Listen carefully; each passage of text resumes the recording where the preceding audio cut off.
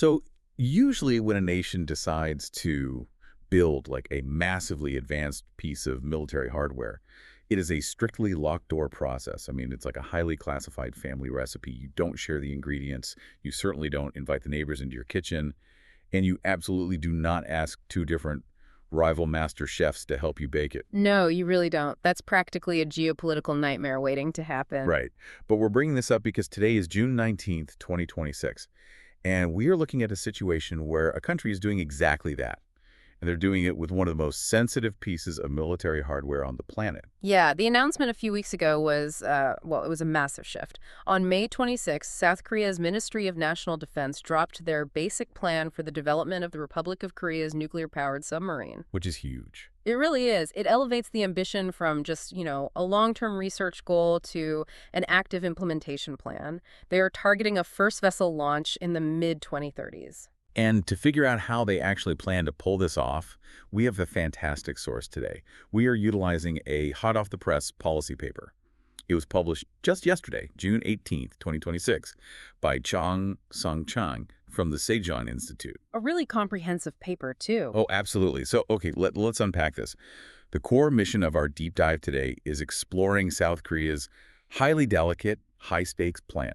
They want to build a nuclear-powered submarine using low-enriched uranium, or LEU.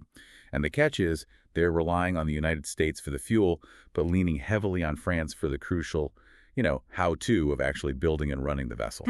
Yeah, and before we really get into that French connection, I think we first need to establish the parameters of what South Korea is actually trying to build here. Right, because nuclear submarine can mean a couple of different things. Exactly. In naval architecture, there is a massive strategic and, well, engineering chasm between an SSBN and an SSN. An SSBN is a submarine carrying nuclear-tipped ballistic missiles. That is not what South Korea wants. They are strictly pursuing an SSN. Okay, an SS. Yeah. That is an attack submarine powered by a nuclear reactor, but it's armed entirely with conventional weapons, like standard torpedoes or cruise missiles. So to be absolutely clear for you listening, the nuclear part of this submarine is just the engine. It's essentially a submerged power plant, right? Yeah. It takes the heat generated by a nuclear reactor, converts it into steam, and generates electricity for propulsion. It is not a floating doomsday device. No, definitely not. But, and this is the key issue, even so, simply putting the word nuclear next to military sets off massive diplomatic alarm bells globally. Oh, for sure. Everyone gets nervous. Right. And the Sejong Institute paper recognizes that political reality. It outlines the diplomatic shielding South Korea basically has to construct. They have to prove to the international community that this program isn't like a backdoor to a weapons program. So how do they do that? By committing to 4 really strict pillars. First, a platform that is entirely non-nuclear armed. Second, running strictly on low-enriched uranium, kept below the 20% enrichment threshold. Okay, LEU under 20%. Exactly. Third, prior and comprehensive consultation with the International Atomic Energy Agency, the IAEA. And fourth, maintaining total consistency with the broader Republic of Korea-U.S. military alliance. Okay, I want to zero in on that second commitment really quickly. The cap on low-enriched uranium, the LEU, at below 20%. From reading the paper, it seems like that specific cap isn't just, a political talking point.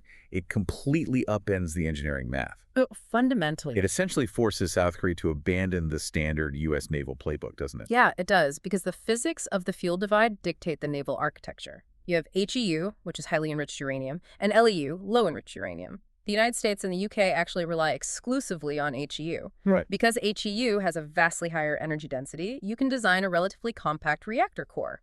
And that core contains enough fissile energy to last for the entire operational lifespan of the submarine. Which is what, like 30 years? Yeah, usually 30-plus years. You install the reactor, you seal the compartment, and the vessel never needs refueling. So think of the U.S. HEU model, like a smartphone with a battery that lasts 30 years. You seal it up at the factory, there's no charging port, and you literally never open the casing. That's a great way to look at it. But the LEU model that South Korea has committed to, that is more like a high-performance race car. I mean, it's safer for the broader neighborhood, sure, but it fundamentally requires a pit crew. Exactly, because the fuel burns through faster. Right. You need regular refueling stops, specialized maintenance access built right into the hull, and an entire onshore infrastructure to support that cycle. And that introduces huge complications. The Nuclear Threat Initiative, which is a U.S. nonpartisan think tank cited in the paper, points out the intense spatial constraints this creates. Because space on a submarine is already so tight. Exactly. Trying to squeeze high-energy output from LEU inside the cramped, pressurized hull of a submarine introduces incredibly complex design and maintenance hurdles compared to an HEU system. You are essentially trading fuel efficiency for transparency. But, okay, if it creates such massive design headaches, I have to wonder, why doesn't South Korea just lobby the U.S. for HEU technology?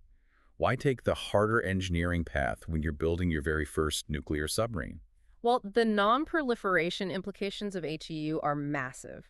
The paper highlights arguments from researchers Chunyan Ma and Frank von Hippel regarding this really dangerous loophole in international arms control. Right, the fissile material cutoff treaty loophole. Exactly. They call it the military reactor exemption. When a country enriches uranium to the weapons-grade levels required for HEU navies, they can claim, hey, this is strictly for submarine propulsion. Right, they just say it's for the engines. Yeah.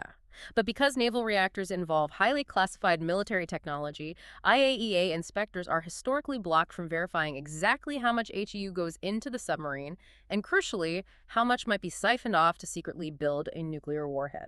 So it's basically an accountability black hole. Exactly. And South Korea is purposefully avoiding that black hole to maintain international trust.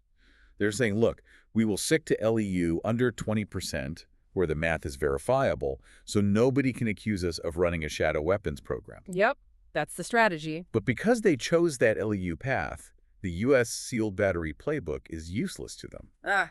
Which brings us to the third chef in our kitchen, France. Right. France is the rare Western naval power that has successfully operated LEU naval propulsion over the long term. Their entire modern nuclear fleet operates on LEU. Which fleets specifically? The Rubis-class and Suffren-class attack submarines, the Triumphant-class ballistic missile submarines, and even the Charles de Gaulle aircraft carrier. They all use LEU. The paper actually brings up Alain Tourniol-Duclos, the former head of the reactor division at the French Atomic Energy Commission, who offers some really fascinating historical context on this. Yeah, he points out that France didn't just stumble into LEU, they engineered it by choice in the 1970s. Because of their civilian power grid, right? Right. Exactly. They were rapidly expanding their massive civilian nuclear infrastructure at the time. So to maximize efficiency, they designed their naval submarines to have 10-year overhaul and refueling cycles that synced perfectly with the supply chains of their civilian plants. Wow. Yeah, they built maintainable nuclear-powered submarines from day one. Okay, so what does this all mean? Because I really need to challenge the logic of this three-way arrangement. The U.S. is South Korea's primary military ally. The U.S. is going to be the entity supplying the LEU fuel for these submarines. Yes, that's the plan. So introducing French consultants into a highly classified U.S.-backed defense project seems like an administrative nightmare that could easily anger Washington. Yeah. I mean, why risk the geopolitical friction just to get some advice on maintenance? Well, you have to weigh that friction against the alternative, which is engineering failure. France is not providing the core reactor design, and they aren't supplying the nuclear fuel either. What they offer is mastery over non-nuclear platform integration. Designing a nuclear reactor is honestly a solved problem in South Korea. They have a really robust civilian nuclear industry. Right, they know how to build a reactor. But safely mounting a nuclear reactor inside a steel tube that operates under crushing hydrostatic pressure hundreds of meters underwater, that is an entirely different discipline. That makes sense. I mean, a civilian reactor sits on solid concrete. A submarine reactor is constantly pitching, rolling, and vibrating. Exactly. And France provides the crucial expertise on that reactor hull interface. How do you design the radiation shielding to protect the crew in such tight quarters? How do you isolate the reactor's massive cooling pumps from the hull? Oh, so the acoustic vibrations don't turn the sub into a giant underwater beacon for enemy sonar. Right. Acoustic stealth is everything. And crucially, how do you train a crew to safely execute a complex midlife refueling cycle? The Sejong paper argues that the value of French cooperation is measured in the catastrophic design flaws and the years of trial and error it prevents. Okay, here's where it gets really interesting, though. Because figuring out that reactor hull interface isn't something you want to do for the first time while submerged in the Pacific Ocean. No, absolutely not. The paper highlights a specific facility where this massive engineering puzzle is going to be solved, the Munmudaewang Science Institute. Yeah, this is a vital piece of the puzzle. The institute is currently publicized as a civilian research facility focused on marine reactors.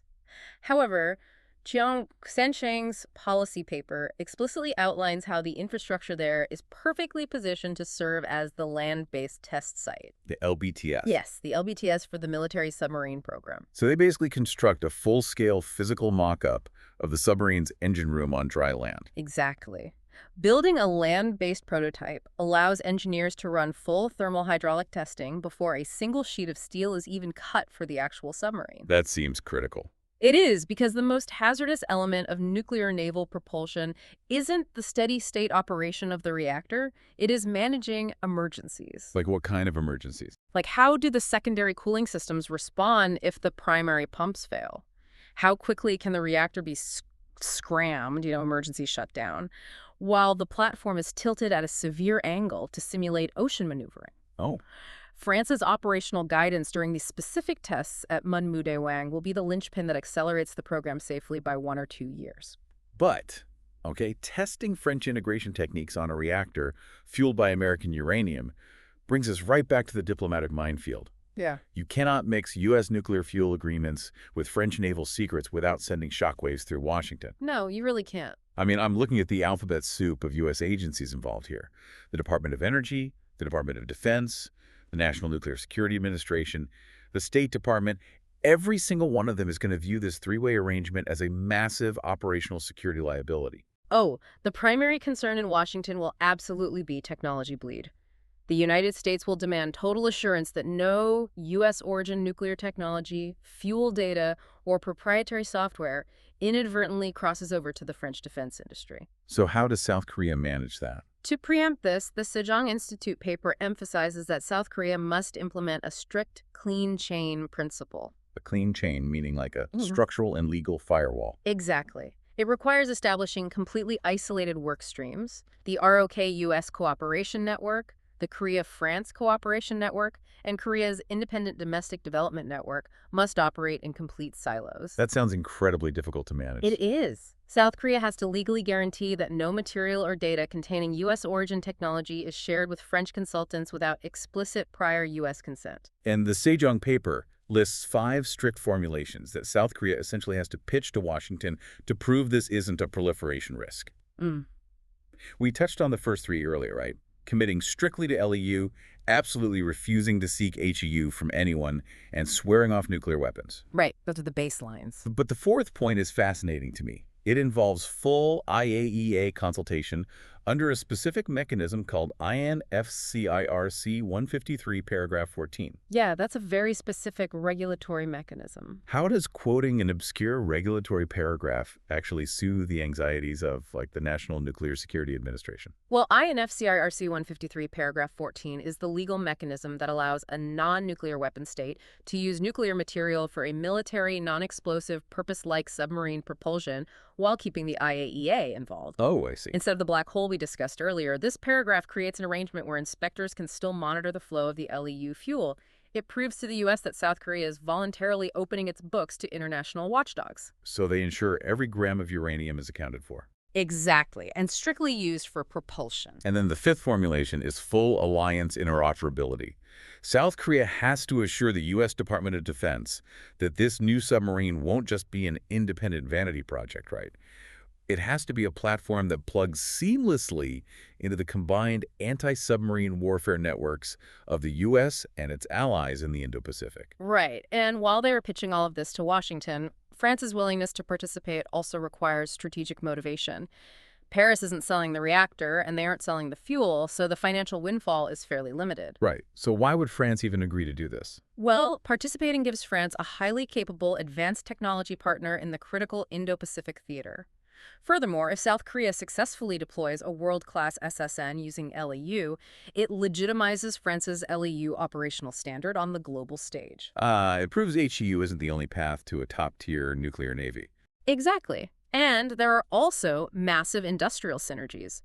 Combining South Korea's renowned shipbuilding capacity which is famous for its scale, precision, and adherence to schedules, with French combat systems could result in really powerful joint export packages for third-country maritime defense markets down the line. Okay, so securing the geopolitical green lights from Washington and Paris is obviously a monumental task. But actually executing this inside South Korea's own borders requires navigating a completely different maze of domestic law and bureaucracy, doesn't it? Oh, it's a massive domestic hurdle. You can't just run a nuclear submarine through standard defense procurement channels. Yeah, I would imagine not. The South Korean government has already recognized this. They held interagency meetings of a consultative body on nuclear-powered submarines in late 2025 and mid-2026. However, the paper strongly argues that to overcome the bureaucratic inertia, this effort needs to be centralized under a permanent project organization directly within the presidential office. Because the legal hurdles are immense. I mean, the paper highlights Article 60 of the Korean Constitution as the first major gateway. Yes, Article 60 is key. Building a nuclear fleet requires massive, decades-long fiscal commitments, and it creates permanent spent fuel obligations. And that level of national commitment likely triggers the need for formal consent from the National Assembly, right? Exactly. And navigating domestic nuclear safety laws will be equally complex. South Korea's current Nuclear Safety Act is meticulously designed for stationary civilian power plants. Oh, right. It contains zero provisions for a mobile military reactor operating inside a pressurized submarine hull. None at all. It doesn't cover naval crew qualifications or physical protection protocols for a vessel at sea. The government will literally have to draft and pass a brand new special act just to establish the legal framework to regulate and operate these submarines domestically. That is a lot of red tape. When you look at the Sejong paper's six-phase roadmap, you realize how unbelievably tight the timeline is to get all of this done. Phases 1 and 2 are happening right now, basically stretching from 2026 to 2028.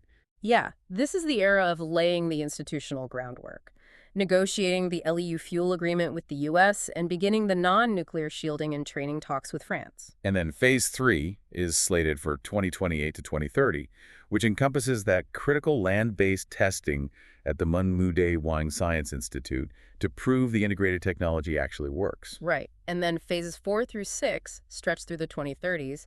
That covers detailed design, actual hull construction, and sea trials, culminating in a late 2030s rotational fleet. The paper outlines a 4+2 structure for the fleet, establishing a minimum baseline of 4 vessels with the strategic goal of maintaining a stable fleet of 6. But I also noticed that Phase 5 involves exploring the use of French nuclear fuel. Yes, but the paper frames that purely as a mid to long-term contingency.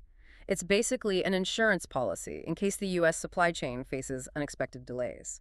It's not the primary strategy. The entire roadmap really reflects an acute awareness of the vulnerabilities involved, doesn't it? They need backup systems at every single political and engineering juncture. They absolutely do. Synthesizing all of this, for you listening, it is clear that South Korea is attempting a geopolitical and engineering high-wire act that has no historical precedent. I mean, they are taking U.S. alliance backing and fuel, pairing it with French operational wisdom for LEU integration, leveraging their own world-class shipbuilding infrastructure, and wrapping the entire package in unprecedented IAEA transparency. And the success of this endeavor carries profound implications for the future of global defense.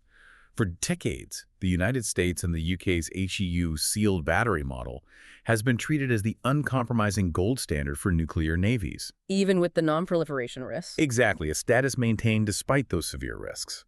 But if South Korea, utilizing French guidance, proves that a nation can field a highly capable, stealthy, and maintainable nuclear submarine fleet without ever touching weapons-grade uranium. Well, it begs the question, will the HEU model become diplomatically unjustifiable for any future nations wanting to build a nuclear navy? It very well might. Because if the LEU model works beautifully, the international community might simply refuse to accept the proliferation risks of the old HEU playbook ever again. South Korea is basically taking the American oven, the French techniques, and their own domestic ingredients, and attempting to bake a highly complex cake under the watchful eye of international inspectors. And if the final product is a success, the rest of the world might just decide that this is the only acceptable recipe moving forward. A fascinating possibility to think about. Thank you for joining us on this deep dive. Keep exploring, keep connecting the dots, and we will catch you next time.